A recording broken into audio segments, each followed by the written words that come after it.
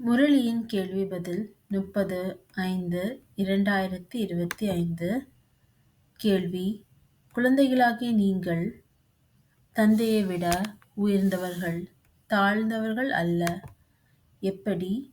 பதில்: பாபா கூறுகின்றார், குழந்தைகளே, நான் உலகத்திற்கு எஜமானராக ஆவதில்லை.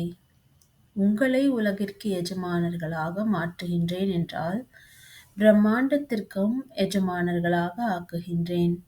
உயர்ந்ததிலும் உயர்ந்த தந்தையாகிய நான் குழந்தைகளாகிய உங்களுக்கு நமஸ்காரம் செய்கின்றேன்.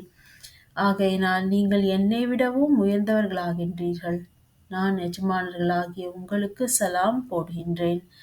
பிறகு நீங்கள் அப்படி மாற்றக்கூடிய தந்தைக்கு சலாம் போடுகிறீர்கள்.